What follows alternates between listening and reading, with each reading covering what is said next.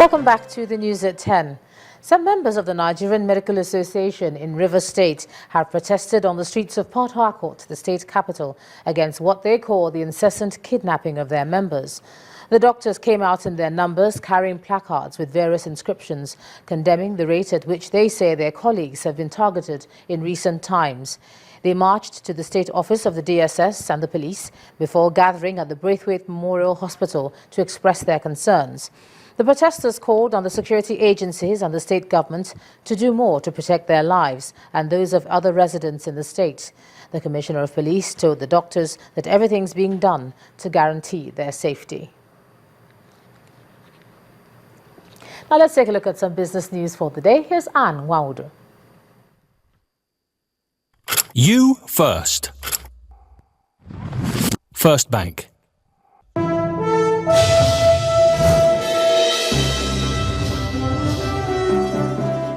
Hello and welcome to Business News. The United States of America is willing to collaborate with Nigeria to realize a diversified economy. Well, the message was given today by the U.S. Secretary of Commerce, Pt.3, at a meeting hosted by the founder of Tony Elumelu Entrepreneurship Program. That's Mr. Tony Elumelu. Mr. Elumelu, as well as Ms. Pritzker, who led the U.S. Presidential Advisory Council on doing business in Africa to Nigeria, also engaged some entrepreneurs on the challenges confronting their businesses.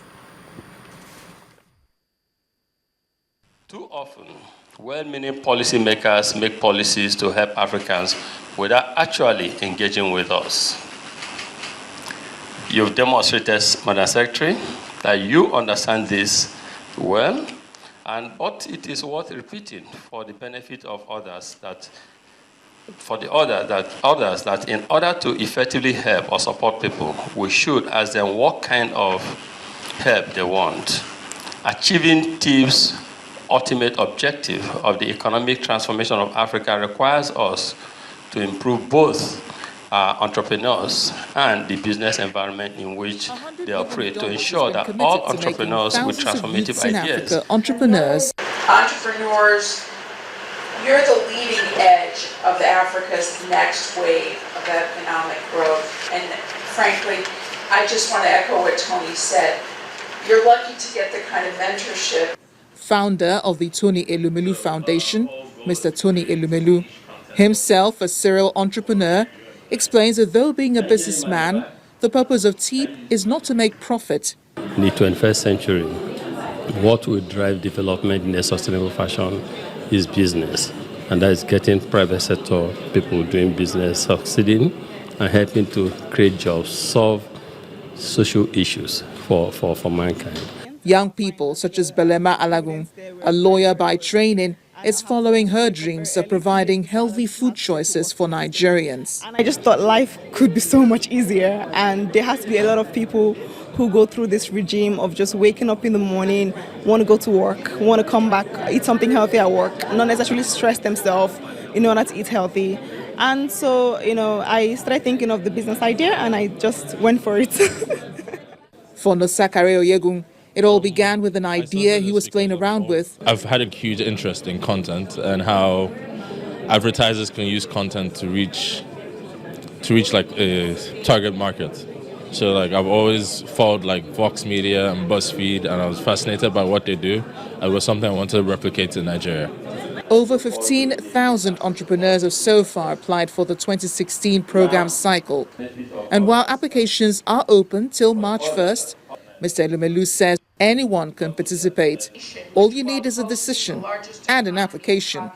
If chosen, you'll be given the skills needed to start up, grow, sustain, and eventually become an employer of labor. Amarachi Ubani, Channels Television News.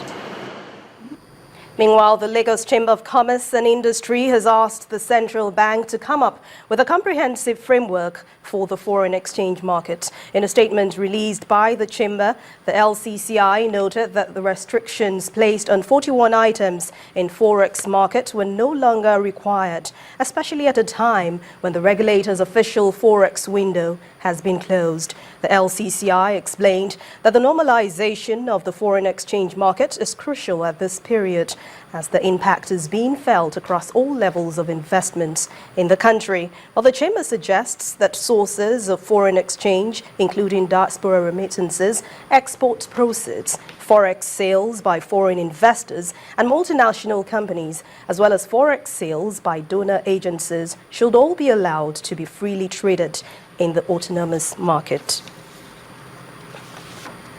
And the floor of the Nigerian Stock Exchange began the first trading day of the week on a very positive note. The key broad index rose by 0.58% to close the session at 23,963.64. Temple Ashadra tells us more.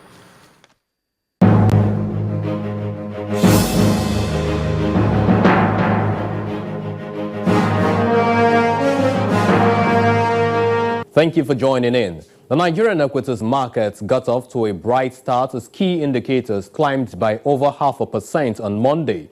The key broad index rose by 0.58% to close at 23,963.3. When the Minister of State for Petroleum announced the shutdown of the Port Harcourt and Kaduna refineries, the action set tongues wagging across the country.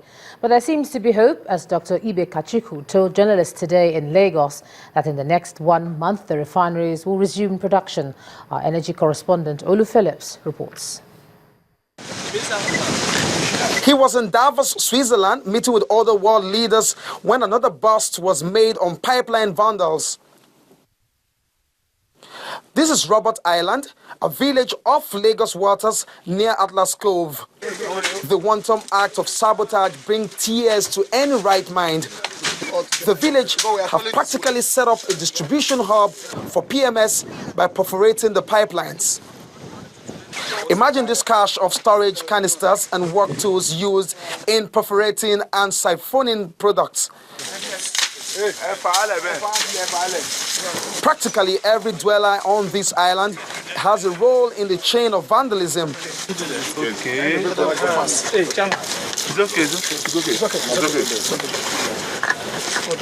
A visibly worried oil chief tells us exactly how he feels.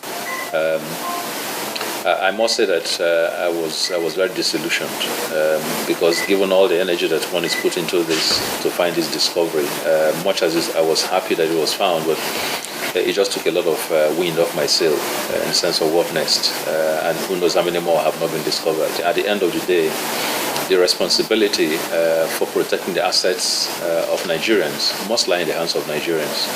There isn't any magic that I have, that I'm going to be able to deliver a zero-incident environment, given the amount of attacks we're getting everywhere. But at the end of the day, communities like these ones must begin to rise up and say this is just not right. It's barely weeks militants forced the shutdown of 2 of the nation's refinery and a power cut of about 1,000 megawatts by blowing up the Alps pipeline. But the good news is that a truce has been reached with the community and repair work will resume. Been able to get the contractors back on site with some guarantees from the communities of protection, and they've been kind enough to go back. I think that within the next 3 weeks to 1 month, we ought to be able to complete. The schedule was to have completed what they have started over the last 2 months, and once that is done, then we'll be able to start doing water flushing tests, and then begin to hopefully pump crude into the Warri refinery. Because once I also asked the Minister of State for Petroleum if government has officially removed subsidy on kerosene, which will now sell for 83 naira, and these are his exact words. That's why I will not categorically say subsidy is out. What I've done is using the modulation mechanics, try and look at how best I can get you the very best right. For PMS, it's gone down, probably may go down further, who knows, we'll see. When it's due again for review in March. For Korea, it went slightly up. But certainly what we need to do is to flush that effectively into stations in such a way that those who were getting it at 120, 130 effectively can get into the stations and get it for 70 or 80. Beyond vandalism and falling crude price, the minister says the entire episode in the sector could well be a blessing in disguise if Nigeria engages effective management systems across board. Olu Phillips, Channels Television News. Still ahead on the news at 10, the United States National Basketball Association picks Nigeria's special athlete Temitope Amodu for its 2016 All-Star event next month. And that's on sports. So do stay with us.